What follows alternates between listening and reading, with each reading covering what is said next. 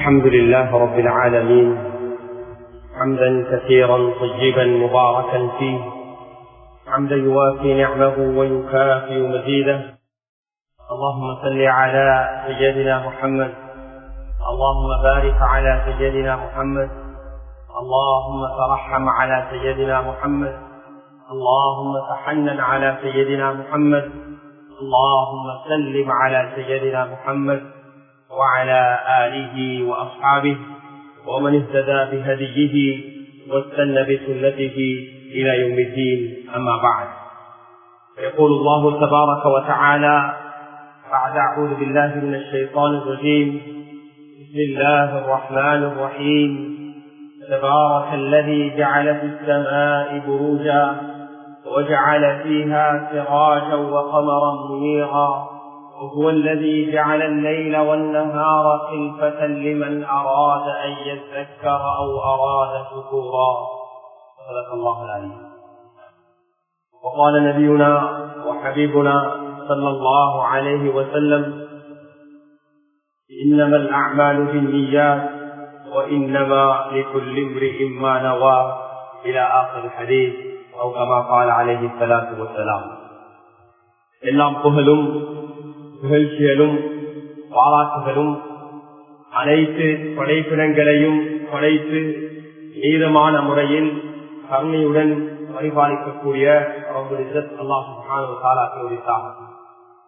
ஸலாத்தும் ஸலாமும் இறுதி தூதர் ரஹ்மத்துல் லில் ஆலமீன் ரசூலே கரீம் முஸ்தபா முஹம்மது ஸல்லல்லாஹு அலைஹி வஸல்லம் அவர்கள் மீதும் அவர்கள் குடும்பத்தார்கள் தோழர்கள் ஸல்லல்லாஹு அலைஹி வஸல்லம் அவர்கள் எந்த தீனுடைய அமானிதத்தை விட்டு சென்றார்களோ அந்த அமானிதத்தை பாதுகாத்து எல்லா காலங்களிலும் எல்லா நூற்றாண்டுகளிலும் அதை எட்டி வைத்த நம்முடைய கண்ணியத்திற்குரிய உலமாக்கள், சாதுமார்கள், ஆண்கள், சாலிஹீன்கள், சித்தீகீன்கள், சுஹதாக்கள், அதே போல நம்முடைய மூதாதைகள், பெற்றார்கள் அனைவரும் மீதும் அல்லாஹ்வின் ஸலாத்தும் ஸலாமும் உண்டாவதாக.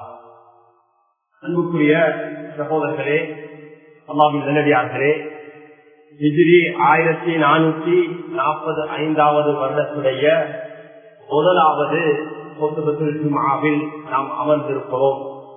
அல்லாஹ் சுப்ஹானஹு வ தஆலாவை அஞ்சி தக்வாவுடன் வாழும்படி முதல் எனக்கும் அப்பா உங்களுக்கும் வசியத்தும் செய்கின்றேன். அல்லாஹ் நம் அனைவருக்கும் இறை அச்சத்தை, தக்வாவை, இறை உணர்வை அல்லாஹ் நம் அனைவருக்கும் நசீபாக்குவானாக. اللهم أهله علينا بالأمن والإيمان والسلامة والإسلام والتوفيق لما تحب وترضى ربي وربك الله. يا الله நாம் அடைந்திருக்கக்கூடிய இந்த புனிதமான முஹர்ரம் மாதத்தை ஈமானுடனும் பாதுகாப்புடனும் நாட்டுடனும் இரேற்றத்துடனும் நீ விரும்பக்கூடிய நல்ல அமல்களை செய்யக்கூடிய பாக்கியத்தை நம் அனைவருக்கும் நசீபாக்குவாயாக. இந்த அனைத்து கோள்களையும் சந்திரனையும் படைத்த ரப்பு நீயே, நம்முடைய ரப்பும் நீயே. அன்புக்குரிய சகோதரர்களே, அல்லாஹ்வின் நல்லடியார்களே, ஒரு வருடத்தை முடித்து விட்டு இன்னொரு வருடத்தை நாம் ஆரம்பம் செய்திருக்கிறோம். போன வருடம் எங்களால் நடந்த தவறுகள், குறைகள், அதே போல் அல்லாஹ்வுக்கு நாம் செய்ய வேண்டிய கடமைகளில் எங்களால் நடந்த குறைபாடுகளை அல்லாஹ் மன்னிக்க வேண்டும் என்ற அந்த தௌபாவுடைய உணர்வுடன் அல்லாஹ்விடத்தில் மன்னிப்பு கோரியவர்களாக இந்த வருடத்தை நாம் ஆரம்பம் செய்ய வேண்டும். அதே போல் போன வருடம் நம்முடைய சகோதரர்கள், எங்களுடன் இருக்கக்கூடிய சகோதர சகோதரிகள், மனிதர்கள், உறவினர்கள், நம்முடன் வேலை செய்யக்கூடியவர்கள், அண்டை வீட்டார்கள், இவர்களுக்கு நம்மால் நடக்க வேண்டிய கடமைகளில் குறைகள், ஏதாவது தவறுகள் நடந்திருந்தால் அதை சரிப்படுத்தி அவர்களிடத்தில் மன்னிப்பு கோரியவர்களாக இந்த வருடம் அந்த குறைகள் இல்லாமல் ஒரு நல்ல அல்லாஹ் விரும்பக்கூடிய முறையில் இந்த வருடத்தை கணிக்கக்கூடிய பாக்கியத்தை அல்லாஹ் நம் அனைவருக்கும் நசீபாக்க வேண்டும். அதே போல் போன வருடம் எங்களை விட்டும் வஃபாத்தான் எங்களுடைய சகோதர சகோதரிகளுக்கு அல்லாஹ் மன்னிப்பை வழங்கி அல்லாஹ் ஜன்னத்துல் ஃபிர்தௌஸை நசீபாக்க வேண்டும். நாம் இந்த வருடத்தில் எங்களுடைய யாராவதுடைய பேர் வர்ணிக்கக்கூடியவர்களுடைய பேர் பற்றில் இருந்தால் அல்லாஹ் நம் அனைவருடைய அந்த இறுதி நிலையையும் அல்லாஹ் நல்லதாக்கி வைக்க வேண்டும். அல்லாஹ் புரிந்து கொண்ட நிலையில் அவனை சந்திக்கக்கூடியவர்களாக அல்லாஹ் நம் அனைவரையும் ஆக்கி வைக்க வேண்டும். அன்புக்குரிய சகோதரர்களே, அல்லாஹ் உலகத்தை படைத்த நாளிலிருந்து இந்த உலகத்தை அல்லாஹ் பராமரித்துக் கொண்டிருக்கிறான். இந்த உலகத்தில் அனைத்து படைப்பினங்களுக்கும் அல்லாஹ் உணவளித்துக் கொண்டிருக்கிறான். அல்லாஹுடைய சிஸ்டம் தான் உலகத்தில் 12 மாதங்கள் இருக்க வேண்டும். இந்த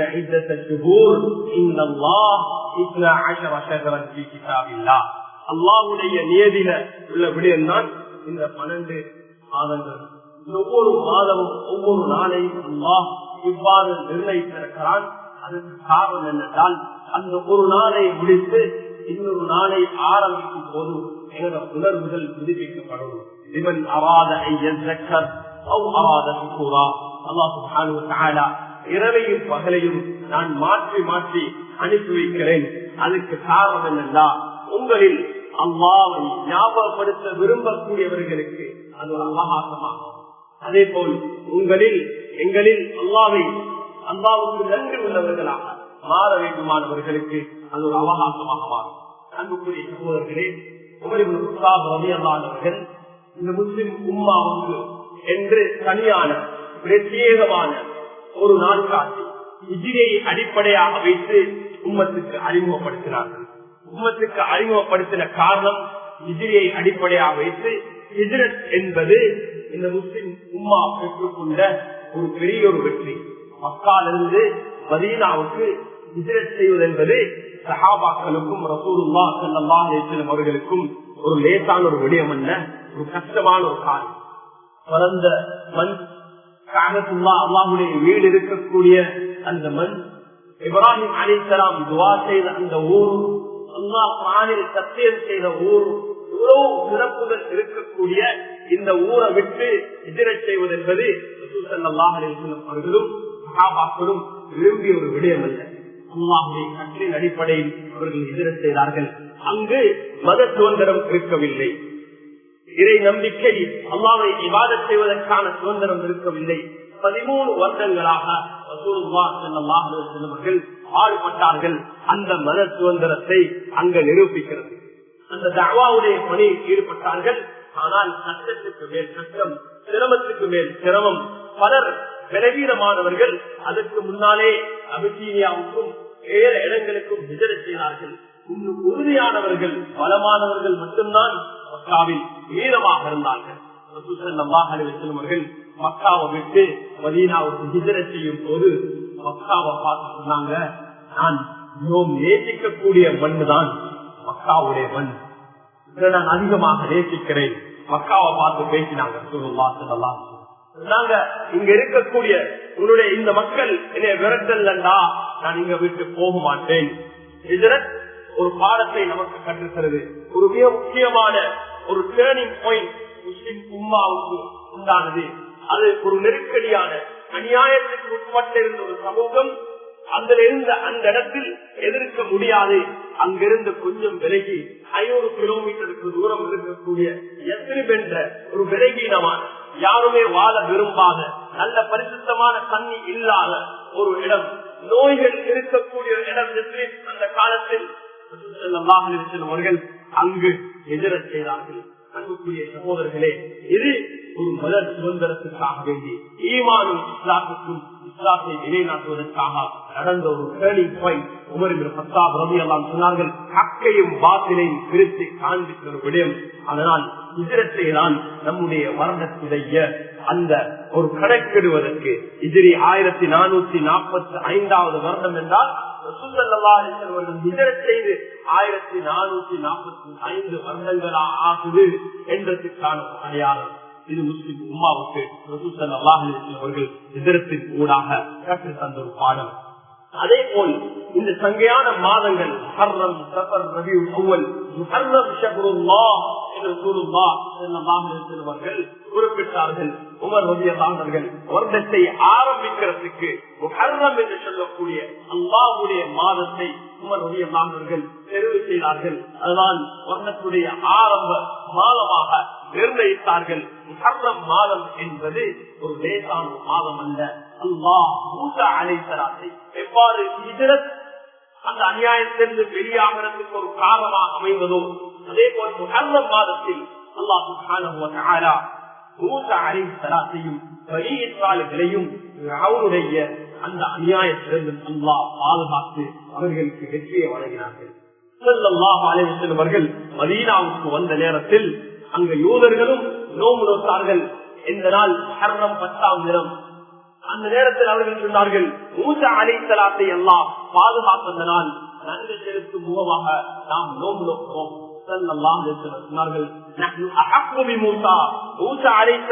விடயத்தில யூதர்களை விட எங்களுக்கு உரிமை கூட. ஏன் மூசா அலைஹிஸ்ஸலாம் எந்த ஈமான், எந்த இஸ்லாம், எந்த மார்க்கம், எந்த மனித உரிமைக்காக வேண்டி போராடினார்களோ அதே பணியில் தான் நாம் இருக்கிறோம். அதனால் நாம் விடயத்துல எங்களுக்கு உரிமை கூடையாக இருக்குது. அதனால சொன்னார்கள், 10ஆம் நாளும் 6 வருடம் நான் உயிரோடு இருந்தால் யூதர்களுக்கு மாற்றம் செய்வதற்காக 9ஆம் தேதியும் 9ம் 10ஐயும் நான் நோன்பு நோக்கும். இந்த வருடம் இன்ஷா அல்லாஹ் ஆஷூராவுடைய தினம் 29வது நாள். நாளைக்கல்ல வாரம் சனிக்கிழமை அது 10ஆம் தினம். வெள்ளி சனி அல்லது சனி ஞாயிறு நோம்பு நோக்குவது சுன்னத். ஸல்லல்லாஹு அலைஹி வஸல்லம் அவர்கள் சொன்னார்கள், அந்த ஆஷூராவுடைய தினம் ஆஷூராவுடைய நோம்பு கஃபாரா லிஸனத்தில் மாதி. போன வருடம் ஹிஜ்ரி 1444வது வருடம் எங்களால நடந்த தவறுகள், பாவங்கள், குற்றங்களுக்கு ஒரு கஃபாராவாக, குற்ற பரிகாரமாக அமையும் என்று ஸல்லல்லாஹு அலைஹி வஸல்லம் அவர்கள் சொன்னார்கள். அன்று முதல் அந்த சுன்னாவை முஸ்லிம் உம்மாக்கள், நாம் முஸ்லிம் உம்மா அதை ஹயாத்தாக்கிக் கொண்டிருக்கிறோம். அல்லாஹ் நம் அனைவருக்கும் இந்த முஹர்ரம் மாதம் அந்த சிறப்பை அடையக்கூடிய பாக்கியத்தை அல்லாஹ் நசீபாக்க வேண்டும். அன்புக்குரிய சகோதரர்களே, அல்லாஹ்வின் நல்லடியார்களே, இவ்வாறு சொன்னார்கள், நோம்பு நோக்கிறதுல ரமலானுக்கு பின்னால சிறந்த மாதம் அல்லாஹ்வுடைய சங்கையான இந்த முஹர்ரம் மாதம் என்று சொல்லப்பட்டு அதிகமாக நோம்பு நோக்கிற மாதம். அல்லாஹ் நமக்கும் இந்த மாதத்தில் அந்த சுன்னாவை ஹயாத்தாக்கக்கூடிய பாக்கியத்தை அல்லாஹ் நசீபாக்க வேண்டும். அன்புக்குரிய சகோதரர்களே, அல்லாஹ்வின் நல்லடியார்களே, ஒரு புதிய வருடத்தை ஆரம்பித்திருக்கிறோம். எங்களுடைய உணர்வுகள் புதுப்பிக்கப்பட வேண்டும். ஈமானிய உணர்வு, இஸ்லாமிய உணர்வு, சகோதரத்துவ என்ற உணர்வு நாம் ஒட்டமெச்சிக்காக அல்லாஹ்வின் மீது உள்ள நம்பிக்கையுடன் நாம் இந்த வருடத்தை கழிக்க வேண்டும். நல்ல எண்ணங்கள், அந்த நல்ல நியத்துகள் அல்லாஹ் நியத்துக்கு கூடிய வழங்குகிறான். அந்த அமலை செய்ய கிடைச்சோ கிடைக்கலையோ, ஒரு மனிதனுக்கு நல்ல எண்ணம், ஒரு நாளுடைய ஆரம்பத்துல நல்ல எண்ணத்தோட எத்தனையோ நியத்தை வைக்கிறான். அது சிறதுதான் அவருக்கு செய்ய கிடைக்குது, சிறது செய்ய கிடைக்குது இல்ல, ஆனால் செஞ்ச நன்மை அவருக்கு கிடைக்குது. ஒரு வாரத்துடைய ஆரம்பத்துல இந்த வாரம் இன்னென்ன அமல்கள், இன்னென்ன நல்ல விடயங்களை செய்ய போறேன் என்று நியத்து வைத்தால் அந்த செஞ்ச நன்மை எங்களுக்கு கிடைக்கும்.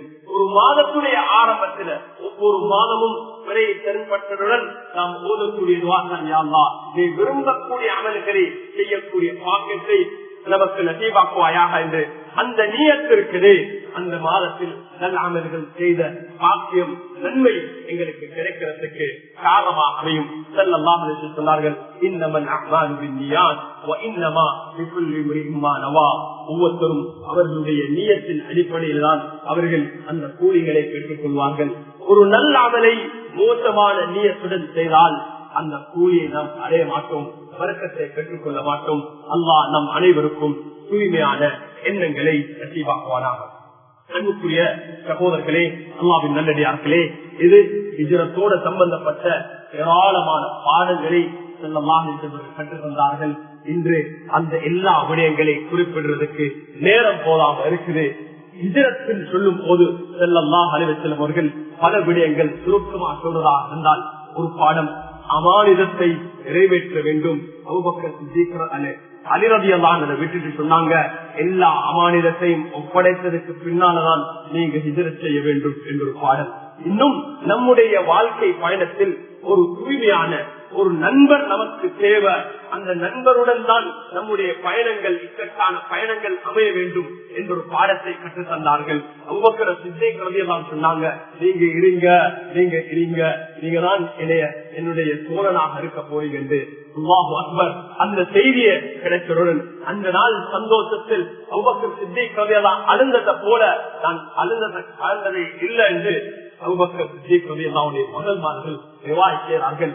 ரசூல் ஸல்லல்லாஹு அலைஹி வஸல்லம் அவர்கள் அபூபக்கர் சித்திக் ரலியல்லாஹு தன்னுடைய தோழனாக எடுத்துக் கொண்டார்கள். ஹிஜ்ரத் நமக்கு கற்றுத்தரக்கூடிய இன்னொரு மிக முக்கியமான பாடம் தான். நான் பிறந்து வளர்ந்த அந்த ஊரை மண்ணை நாம் நேசிக்க வேண்டும். ரசூல் ஸல்லல்லாஹு அலைஹி வஸல்லம் மக்காவை நேசித்தார்கள்.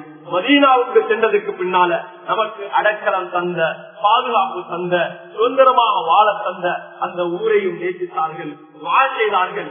யா அல்லாஹ், உன்னுடைய அடியார் இப்ராஹிம் அலைஹிஸ்ஸலாம் மக்காவுக்கு துஆ செய்தாங்க, நான் மதீனாவுக்கு துஆ செய்றேன். மதீனால நோய் காய்ச்சல் இருந்தது, ரசூல் ஸல்லல்லாஹு அலைஹி வஸல்லம் துஆ செஞ்சாங்க, யா அல்லாஹ் அந்த காய்ச்சலை நோயை மதீனாலிருந்து எடுத்து போடுவாயாக. இன்னும் துஆ செஞ்சாங்க, யா அல்லாஹ் நாம் மக்காவை நேசிக்கிறத போல அதை விட அதிகமாக மதீனாவுடைய நேசத்தை எங்கள் உள்ளத்தில் உருவாக்குவாயாக. இன்னும் துஆ செய்தார்கள். இன்னும் சொன்னார்கள், மக்காவுடைய ஹரத்துடைய எல்லையை இப்ராஹிம் அலைஹிஸ்ஸலாம் அவர்கள் நிர்ணயித்தார்கள். நான் மதீனாவுடைய ஹரத்துடைய எல்லை நிர்ணயிக்கிறேன். இன்னும் ரசூல் ஸல்லல்லாஹு அலைஹி வஸல்லம் அவர்கள் மதீனால வாழ்ந்த எல்லா சமூகங்களையும் இணைத்து முஸ்லிம் அல்லாதவர்கள், யூதர்கள், கிறிஸ்தவர்கள், ஏனைய கோத்திரங்கள் எல்லாத்தையும் இணைந்து ஒரு யாப்பை உலகத்துடைய சரித்திரத்தில் முதல் முறையாக ஒரு கான்ஸ்டிடியூஷன், ஒரு யாப்பை அறிமுகப்படுத்தினார்கள். மதீனாவுடைய சார்ட்டர் என்று இன்று கூட யுஎன் சொல்லுது. அதான் உலகத்துடைய ஹிஸ்டரியில இவ்வாறான ஒரு யாப்பு அறிமுகப்படுத்தப்பட்டது. அது பல் மதங்கள் கொண்ட எல்லோரும் ஒன்றுபட்டு ஒரு ஊரில், ஒரு கிராமத்தில், ஒரு நாட்டில் இவ்வாறு ஒருவருக்கொருவர் பரஸ்பரமாக உதவி செய்து கொண்டு பாதுகாப்புடன் வாழ வேண்டும் என்பதற்கான ஒரு முன்னுதாரணமான ஒரு யாப்பு அதை அறிமுகப்படுத்தினார்கள். இவ்வாறு ஏராளமான பாடங்கள் இருக்குது. அல்லாஹ் நம் அனைவருக்கும் இந்த இதரத்தின் கூடாக முஸ்லிம் உம்மா அன்று எந்த கயிறுகளை அடைந்து கொண்டார்களோ அதே கயிறுகளையும், அதே போல் இந்த இதரத்தின் கூடாக இந்த பாடங்களை அல்லாஹுடைய ரசூலும் நமக்கு கற்பிக்கிறானோ அந்த பாடங்களை கற்று ஒரு சிறந்த ஒரு முஸ்லிம் சமூகமாக இந்த நாட்டில், உலகத்தில் வாழக்கூடிய பாக்கியத்தை எல்லாம் நம் அனைவருக்கும் நசீபாக்குவானாக. அன்புக்குரிய சகோதரர்களே, இது ஒரு தலைப்பில் நான் உங்களுக்கு சொன்னேன். இதற்கும் முஹர்ரம் மாதத்தை அடிப்படையாக வைத்து இன்னொரு 2வது தலைப்பு நிர்வாகிகள் வேண்டிக் கொண்டார்கள். உங்களோட ஊரோட சம்பந்தப்பட்ட ஒரு தலைப்பு, அதான் பள்ளியுடைய நிர்வாக தெரிவு இருக்குது. அன்புக்குரிய சகோதரர்களே, நாம் ஒவ்வொருத்தரும் விளங்க வேண்டிய ஒரு விடயம்தான், ஒரு மனிதன் பாலிக அடைந்தார்தான், பருவ வயதை அடைந்ததுடன் அல்லாஹ் அவனுக்கு சில பொறுப்புகள், கடமைகள், தனிப்பட்ட குடும்ப சார்ந்த, சமூக சார்ந்த சில பொறுப்புகள் விரும்பினோ விரும்பில்லையோ அது வந்து ஒவ்வொரு அமானிதத்தை பற்றியும் அல்லாஹ் நாளைக்கு கேட்பான். ஒவ்வொரு நியமத், ஒவ்வொரு பாக்கியத்தை பற்றியும் நாளைக்கு அல்லாஹ் கேட்பான். ஒவ்வொருத்தரும் நான் பொறுப்புதாரிகளாக இருக்கிறோம். பருவ வயதை அடைந்த ஒவ்வொரு ஆணும் பெண்ணும் அந்த பொறுப்புடன் தான் இருக்கிறோம். அந்த பொறுப்புடன் சேர்ந்துதான் மேலதிகமான சமூக பொறுப்புகள். பொறுப்பு இல்லாதவங்க யாருமே இல்லை. நீங்க ஒவ்வொருத்தரும் பொறுப்புதாரிகள். அந்த பொறுப்பை பற்றி நீங்க எல்லோரும் கேள்வி கணக்கு கேட்கப்படுவீர்கள்.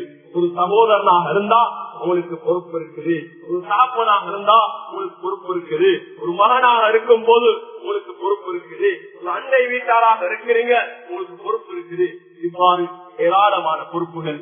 அந்த ஒவ்வொரு பொறுப்பையும் சரியாக நிறைவேற்றக்கூடிய சக்திய பலத்த வழிகாட்டலை அல்லாஹ் நம் அனைவருக்கும் நசீபாக்க வேண்டும். அதை சரியாக நிறைவேற்றக்கூடிய பாக்கியத்தை எல்லாம் நசீபாக்க வேண்டும். அன்புக்குரிய சகோதரர்களே, அதோட தான் எங்களுக்கு வரக்கூடிய இந்த பொது பொறுப்புகள் ஏராளம். கிட்டத்தட்ட சொல்லுவார்கள் 4 விடயங்கள், 4 நியமத்தில் பாக்கியங்களை பெற்றவர்கள் ஏனியவர்களை விட அதிகமாக அல்லாஹ்விடத்துல பொறுப்பு சொல்ல வேண்டும். அவர்கள் நாளைக்கு சுருக்கத்துக்கு போறது கொஞ்சம் தாமதமாகும். இந்த 4 பொறுப்பை, இந்த 4 நியமத்தினை பெறாதவர்களை விட யார் இந்த 4 விட இது நியமத் எல்லோரும் விரும்புகிறோம். அது ஒன்றுதான் அறிவு. அறிவுள்ளவர்கள் அந்த அறிவுடைய அமானிதத்தை நிறைவேற்ற வேண்டும். இல்முடைய அமானிதத்தை நிறைவேற்ற வேண்டும். அதுக்கு தனியாக கேள்வி கணக்கு இருக்குது. அல்லாஹ் நம் அனைவருக்கும் அந்த கேள்வி கணக்கை லேசாக்க வேண்டும். அதே போல அன்புக்குரிய சகோதரர்களே, 2வதுதான் அல்லாஹ் ஒரு மனிதனுக்கு அதிகாரத்தை கொடுத்தான். ஒரு பொறுப்பு அதிகாரம் அவருக்கு பவர் வருது ஏதோ ஒரு காரணத்தினால. பொறுப்பு அந்த அதிகாரம் உள்ளவர்கள் அவங்களுக்கு கீழே இருக்கிற அவங்க எந்த அதிகாரத்தை அவர்கள் பயன்படுத்தினார்களோ அந்த அதிகாரத்துடைய விடயத்தில் விசேஷமாக கேள்வி கணக்கு இருக்குது. அதே போல யாருக்கு செல்வம் இருக்குதோ, செல்வம் இருக்குது, இந்த செல்வம் இருக்கிறவங்க இந்த செல்வம் பணத்துடைய விடயத்தில் இந்த அமானிதம் அன்புக்குரிய சகோதரர்களே, இது உங்களுக்கு அந்த கேள்வி கணக்கு கேட்கப்படும். உங்களோட பணத்தை எப்படி சம்பாதிச்சீங்க, எப்படி செலவழிச்சீங்க. இன்னொரு 4வது தான் செல்வாக்கு உள்ளவர்கள். இவங்களுக்கு இன்ஃபுளுன்ஸ் இருக்குது, இவங்களுக்கு என்ன செய்யலாம், மக்களை தொடர்படுத்தலாம். இந்த 4 இந்த செல்வமும் செல்வாக்கும் பொறுப்பும் அறிவும் உள்ளவர்கள் இவர்களுக்கு விசேடமான கேள்வி கணக்கு இருக்குது. நாளை பொதுவாக இந்த பொது பொறுப்புக்கு வரக்கூடியவர்கள் இந்த 4 கேட்டகரியில ஒரு ஆளாதான் இருப்பாங்க. ஒன்று பணத்தின் காரணத்தினால, அல்லது அவங்களுக்கு ஏதாவது அதிகாரத்தின் காரணத்தினால, அல்லது அறிவின் காரணத்தினால இந்த பொது பொறுப்புக்கு வரும் போது இந்த பொது பொறுப்புல இந்த 4 விடயங்களும் இருக்குது. இதில் ஒவ்வொருத்தரும் நாம் பொறுப்பு எடுத்தோ இல்லையோ இந்த நியமத்தினை பெற்றவர்கள் நாளை கியாமத்தினால அல்லாஹ்வுக்கு பதில் சொல்ல வேண்டும். அதிலையும் விசேஷமாக அன்புக்குரிய சகோதரர்களே, அல்லாஹ்வுடைய மஸ்ஜித் என்பது இது என்னுடைய உங்களுடைய ஒரு அமானிதம் அல்ல. அல்லாஹ்வுக்காக வேண்டி வக்ஃப் செய்யப்பட்ட இடம். இந்த அமானிதம் இருக்குது மற்ற ஏனைய அமானிதங்களை போல அல்ல. வேற அமானிதங்கள்ல மோசடி அதுல எங்களுக்கு தப்பிக்கொள்ளலாம். அதுலயும் கேள்வி கணக்கு இருக்குது. ஆனா அல்லாஹ்வுடைய மாளிகையுடைய அமானிதத்துடைய விடயத்துல மோசடி நடந்தால் அங்களுக்கு டபுள், அதுல பொறுப்பு 2ஆக இருக்குது. அதனால் அன்புக்குரிய சகோதரர்களே, இன்னமா யஅ்முரு மஸாஜித் அல்லாஹ், ஈமான் உள்ளவர்கள். ஈமான் நாங்க எல்லாம் சொல்றோம், நான் முஸ்லிம் ஈமான். அது உண்மையாக ஆகிறா அல்லாஹ்வின் மீது பயம் அச்சம் உள்ளவர்கள் தான் இந்த பொறுப்பை எடுக்கணும். உங்களுக்கு அந்த தைரியம் இருக்கணும். என்ன, நான் ஈமான் அல்லாஹ்வுக்காக வேண்டி செய்யறேன். அந்த ஈமான் என்பது எங்களுடைய செயல்கள் பிரதிபலிப்பு. அனைத்தையுமே அல்லாஹ்வுக்காக செய்யக்கூடிய அதனுடைய விளைவு, அதனுடைய ஒரு வெளிப்பாடுதான் அவர்கள் தொழுகையை நிலைநாட்டுவார்கள். தொழுகையுடைய விடயத்துல பேணுதலோடு இருப்பார்கள். இமாம் ஜமாத்துடன் சொல்லுவார்கள். மஸ்ஜிதை நிர்வாகிக்கிறார், மஸ்ஜிதை கண்காணிக்கிறார், மஸ்ஜிதை பாதுகாக்கிறார், மஸ்ஜிதை அலங்கரிக்கிறார். ஆனா அவருக்கும் தொழுகைக்கும் தொடர்பு இல்லை, அல்லது தொழுகையில பொறுப்போக்கா இருக்கிறாருன்னா அவருக்கு அந்த பொறுப்பை எடுக்கிறதுக்கு எந்தவித லாய்க்கும் இல்ல. அவர் எடுத்தால் அல்லாஹ் சொல்ல வேண்டும். அவர் ஜகாத் கொடுக்கக்கூடியவராக இருக்க வேண்டும். ஏதாவது அங்கங்க புறப்பாடு இருந்தா தன்னுடைய பணத்தால அந்த குறைகளை நிறைவேற்றக்கூடியவராக இருக்க வேண்டும். தன்னுடைய பணத்தால இது மேலதிகம் தன்னுடைய பணத்தையும் அவருக்கு செலவழிக்க இருக்கணும். அதே போல் மற்றவர்களுடைய பணத்தையும் அமானிதமாக பாதுகாக்கக்கூடிய அந்த இரையச்சம் அவருக்கு இருக்க வேண்டும். இதே போல அன்புக்குரிய சகோதரர்களே, அவர் இவரை சந்தோஷப்படுத்துறதுக்கு அவருக்கு பயத்துல இவருக்கு பயத்தில் அவர் செயல்படக்கூடாது. அல்லாவுக்கு மாத்திரம் தான் அவர் பயப்பட வேண்டும். அல்லாவை தவிர வேறு யாருக்குமே அவர் பயப்படக்கூடாது. அதே போல இந்த பொது அமானிதத்தை நிறைவேற்றக்கூடிய மிக முக்கியமான செயல்பாடுகளை கற்று தந்திருக்கிறார்கள். அதுதான் மஷூராவின் அடிப்படையில் செய்வது. கற்று தந்த ஒரு விடயம் வீட்டுடைய விவகாரங்களையும் எவ்வாறு நான் செய்ய வேண்டும். குறிப்பாக இந்த பொது விடயங்கள், நான் நினைச்சது நான் தலைவன், நான் செயலாளர், இது பொது சல்லி, பொது அமானிதம், பொது பொறுப்பு. நான் நினைச்சா இன்னைக்கு கதவை போடுறதும், நான் நினைச்சா இன்னைக்கு டாய்லெட் உடைக்கிறதும் அல்ல. இது எல்லோருடைய ஊரில் இருக்கக்கூடிய உலமாக்கள், முக்கியஸ்தர்கள், நல்லவர்களுடைய ஆலோசனையோட அழகாக செய்ய வேண்டிய மஷூராவுடன் செயல்பட வேண்டும். அதே போல அக்கௌண்டபிலிட்டி, வரக்கூடிய ஒவ்வொரு ரூபா, வெளியே செல்லக்கூடிய ஒவ்வொரு ரூபாவும் அக்கவுண்ட் பண்ணப்பட்டு ஆடிட் பண்ணப்பட்டு தெளிவாக வெளிப்பாடுடன் செயல்படக்கூடிய ஒருவராக இருக்க வேண்டும். அக்கௌண்டபிலிட்டியும் டிரான்ஸ்பரன்சியும் மிக முக்கியமானது. ரசூல் ஸல்லல்லாஹு அலைஹி வஸல்லம் அவர்கள் தன்னுடைய அமானிதத்தை நிறைவேற்றி எல்லாரையும் முன்வச்சு கேட்டாங்க, நான் என்னுடைய அமானிதத்தை நிறைவேற்றினேனா? இது டிரான்ஸ்பரன்சியும் அக்கௌண்டபிலிட்டி. ஒரு வெளிப்பாடு இருக்க வேண்டும், ஒவ்வொரு கணக்குக்கும் பதில் சொல்ல வேண்டும்.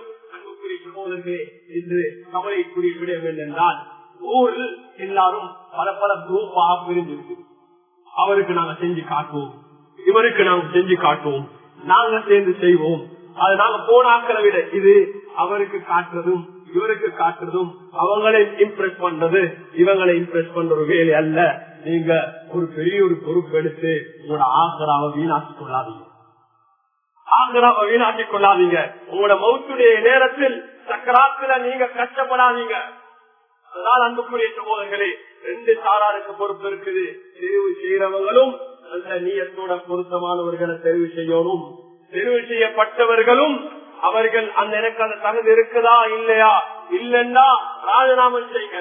எனக்கு ஏதா, எனக்கு இதை செய்யலா. சில சகாபாக்களுக்கு பொறுப்பு கொடுக்கிற நேரத்துல நாங்க எனக்கு செய்யலா. சகாபாக்களுக்கு பொறுப்பு கொடுத்துருந்தாங்க, அல்லாஹ் உங்களுக்கு உதவி செய்வான், நீங்க செய்யுங்க. சில சகாபாக்களுக்கு சொன்னாங்க, இது உங்களுக்கும் இதுக்கும் சம்மதம் இல்ல, நீங்க சரியா வாழுங்கப்பா, இந்த பொறுப்பெடுத்துட்டா நாளை கியாமத்துல நீங்க கஷ்டப்படுவீங்க. ஆனா சிலருக்கு வற்புறுத்தி கொடுத்தாங்க, பொறுப்பை நீங்க செய்யுங்க. அதனால் அன்புக்குரிய சகோதரர்களே, கட்சி கட்சியாக அல்லது குரூப்பாக விரிந்து ஒரு போட்டியாக ஒரு இலக்கணாக அது அமையக்கூடாது. எல்லோருமாக பார்க்கணும், நல்ல செய்யக்கூடியவர்களுக்கு அந்த அமானிதத்தை கொடுக்க வேண்டும். இறுதியாக அன்புக்குரிய சகோதரர்களே, ரசூலுல்லாஹ் ஸல்லல்லாஹு அலைஹி வஸல்லம் அவர்கள்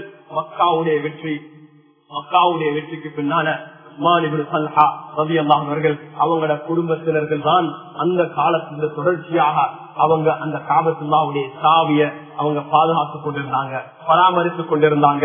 இஸ்லாத்துக்கு முன்னால இருந்து சொன்னாங்க. மக்காவுக்கு நுழையும் போது கேட்டாங்க, எங்க உஸ்மான் இப்னு தல்ஹா வர சொல்லுங்க, சாவிய தாங்க. இப்ப நான் பெரியவர்.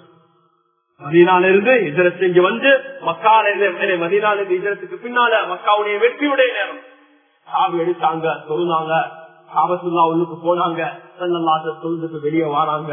வெளியே வார நேரத்துல அல்லாஹ் குர்ஆனுடைய ஆயத்தை ஓதிக்கொண்டு வந்ததாக சில தஃசீர்கள்ல பதிவு செய்யப்படுது. இன்னல்லாஹ யஅமுருக்கும் அன் துஅத்துல் அமானாத்தி இலா அஹ்லிஹா. அல்லாஹ் உங்களுக்கு கட்டளையிடுறான், இந்த அமானிதத்தை அவர்களுக்கு அமானிதத்துக்குரியவர்களுக்கே நீங்க ஒப்படைங்க. போதர்களே, எல்லோரும் எண்ணினாங்க. முஃபஸ்ஸிரீன்களும் சில சஹாபாக்களும் குறிப்பிட்ட சில ரிவாயத்தில் பதிவாக இருக்குது. எல்லோரும் எண்ணினாங்க. அப்பாஸ் ரலியல்லாஹு அன்ஹு ரசூலுல்லாஹ்வுடைய குடும்பத்தினர்கள் பக்கத்துல இருக்கிறாங்க. இது பெரிய ஒரு பாக்கியம். காபத்துல்லாஹ்வுடைய சாவி யாருக்கு இருக்கிறது? பெரிய பாக்கியம். ரசூலுல்லாஹ் தன்னுடைய குடும்பத்துக்கு கொடுப்பாங்கன்னு நினைச்சாங்க எல்லாரும். ஆனா ஸல்லல்லாஹு அலைஹி வஸல்லம் திரும்பவும் உஸ்மான் இப்னு தல்ஹா ரலியல்லாஹு அன்ஹு கூப்பிட்டு கையில கொடுத்து சொன்னாங்க, கியாம நாள் வரைக்கும் உங்களோட குடும்பத்துலதான் இந்த சாவி இருக்கும். இன்றைக்கும் அந்த குடும்பத்துலதான் சாவி இருக்குது. ஒரு குடும்பம் ஒரு சாரார் நல்ல செய்யறாங்களா? அன்புக்குரிய சகோதரர்களே, அந்த நல்ல செய்யறவங்களை நாங்க உறுதிப்படுத்த வேண்டும். அப்படி இல்ல வேற காரணங்களுக்காக வேண்டி நீங்க வேற காரணங்களுக்காக அவங்க நல்ல செய்யறாங்க இல்லன்னா வேற விஷயம், அமானிதத்தை சரியா நிறைவேற்றாங்கண்டா அவங்களை பலப்படுத்துறது எங்களுக்கு பொறுப்பு, அந்த கடலை நாம் செய்ய வேண்டும். அப்படி இல்லைண்டா தகுதி அற்றவர்களுக்கு அந்த அமானிதம் போனா பொறுப்பு உண்டாகிடும் என்று சொல்லவர்கள் குறிப்பிட்டிருக்கிறார்கள். அன்புக்குரிய சகோதரர்களே, அல்லாஹ்வின் நல்லடியார்களே, அல்லாஹ் நம் அனைவருக்கும் இந்த பொது அமானிதங்களை சரியாக நிறைவேற்றக்கூடிய பாக்கியத்தை நசீபாக்க வேண்டும். உங்களுடைய ஊர்ல இந்த அழகான ஒரு மஸ்ஜித், இது எங்கட இந்த நாட்டுடைய ஒரு சின்னமாக இருக்கு. வால் ரோடுடைய பிரயாணம் செய்யும் போது இந்த மஸ்ஜித் ஒரு அடையாளமாக இருக்கு.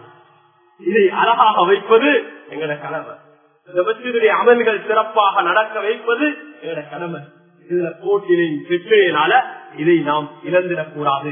இது கியாம நாள் வரைக்கும் இந்த ஊர் மட்டுமல்ல உலகத்திலிருந்து வரக்கூடிய எல்லா முஸ்லிம்களும் இது செய்யக்கூடிய ஒரு இடமாக இது பாதுகாக்கப்பட வேண்டும். அல்லாஹ் உங்கள் அனைவருக்கும் அப்படி பொருத்தமானவர்களை தெரிவு செய்து இந்த மஸ்ஜிதை அலங்கரித்து இதனுடைய அழகான அந்த கடமையை நிறைவேற்றக்கூடிய பாக்கியத்தை உங்கள் அனைவருக்கும் அல்லாஹ் நசீபாக்க வேண்டும். நாம் அடைந்திருக்கக்கூடிய இந்த ஹிஜ்ரி 1445 வருடத்தை அல்லாஹ் நம் அனைவருக்கும் சிறப்பான ஒரு வருடமாக பொருளாதார நெருக்கடியிலிருந்தும் எங்களுடைய பிரச்சனைகளிலிருந்தும் எல்லாத்திலிருந்தும் விமோசனம் பெற்ற ஒரு வருடமாக அல்லாஹ் ஆக்கி வைக்க வேண்டும்.